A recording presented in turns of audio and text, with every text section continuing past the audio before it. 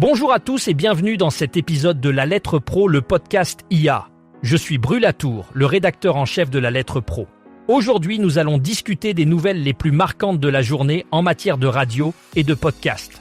Voici les titres que nous allons aborder. Radio France et l'Alliance de la radio sonnent l'alerte sur la radio embarquée. Le portrait de Mark Gilman explorant l'intelligence artificielle et l'évolution de la radio. Et l'évaluation de la performance du média radio-audio par Energy Global et CSA Data Consulting.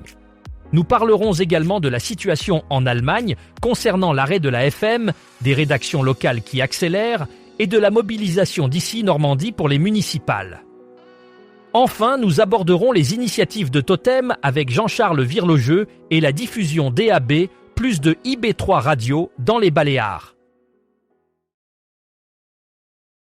Commençons par Radio France et l'Alliance de la radio qui ont récemment tiré la sonnette d'alarme concernant l'avenir de la radio embarquée.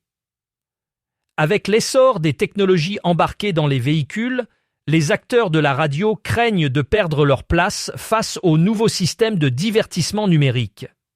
Ces systèmes menacent de remplacer la radio traditionnelle par des applications de streaming et autres contenus numériques.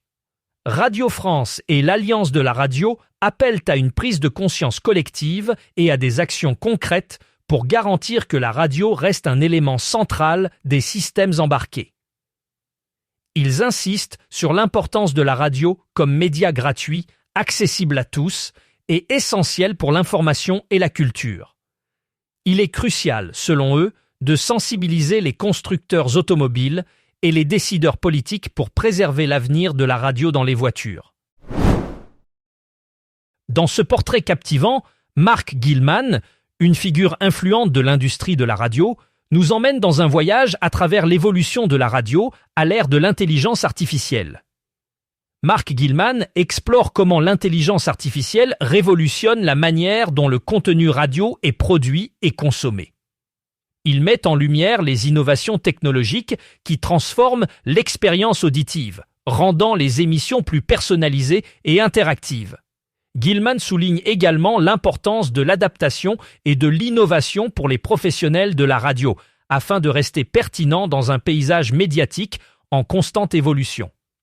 Selon lui, l'intelligence artificielle offre des opportunités uniques pour enrichir le contenu et engager davantage les auditeurs, tout en posant des défis en termes d'éthique et de régulation. Ce portrait nous invite à réfléchir à l'avenir de la radio, où technologie et créativité s'entrelacent pour redéfinir notre façon d'écouter. Depuis le début de cette nouvelle saison, la Lettre Pro de la radio se présente sous une nouvelle forme. Chaque mardi, une formule hebdomadaire gratuite permet de survoler l'actualité de la radio et de l'audio digital. Pour ceux qui s'abonnent, l'accès intégral à tous les contenus publiés quotidiennement est offert. Un abonnement mensuel à 29,90 € donne un accès illimité aux articles premium, contenus archivés et vidéos. De plus, il permet de déposer gratuitement et de façon illimitée des offres d'emploi d'une valeur de 88 € par annonce sans abonnement. Chaque jour, les abonnés reçoivent la newsletter « Ne partez pas encore », un condensé exclusif de l'actualité du jour. L'adhésion au club HF Pro, à 49,90 € par mois, offre des avantages supplémentaires comme un accès à Connect On Air en version premium et des réductions sur le tarif catalogue. Cette adhésion inclut aussi la participation aux réunions du club et l'affichage du logo du membre en tant que soutien officiel sur le site. Energy Global et CSA Data Consulting ont récemment mené une étude approfondie pour évaluer la performance du média radio-audio. Cette analyse vise à comprendre l'impact de la radio et de l'audio numérique dans le paysage médiatique actuel. L'étude a révélé que la radio reste un média puissant, atteignant un large public grâce à sa capacité à offrir un contenu diversifié et accessible. De plus, l'audio numérique, y compris les podcasts et le streaming, continue de croître en popularité, offrant aux auditeurs des expériences plus personnalisées. Les résultats montrent que les annonceurs reconnaissent de plus en plus la valeur de la radio et de l'audio numérique pour atteindre efficacement leurs cibles. Cependant, l'étude souligne également les défis auxquels le secteur doit faire face, notamment en termes d'innovation et d'adaptation aux nouvelles technologies. En conclusion, Energy Global et CSA Data Consulting encouragent les acteurs de l'industrie à continuer d'investir dans le développement de contenus audio de qualité pour maintenir et renforcer leur position sur le marché. En Allemagne, l'arrêt de la modulation de fréquences pourrait fragiliser considérablement la portée des radios privées. Cette transition vers le numérique, bien que vue comme une avancée technologique nécessaire, représente un défi majeur pour les stations privées qui dépendent encore largement de la modulation de fréquences pour atteindre leur audience. L'arrêt de la modulation de fréquences risque de réduire leur visibilité, surtout dans les zones rurales où la diffusion numérique n'est pas encore pleinement développée. Les radios privées craignent que cette transition ne profite principalement aux grands groupes médiatiques qui ont les moyens d'investir dans de nouvelles technologies, laissant les petites stations en difficulté. Il est crucial que les décideurs politiques et les autorités de régulation prennent en compte ces préoccupations afin de garantir un paysage radiophonique diversifié et accessible à tous les auditeurs, quelle que soit leur localisation. Le numéro 196 de la Lettre Pro l'Hebdo met en lumière les stratégies innovantes des radios locales face à l'évolution numérique.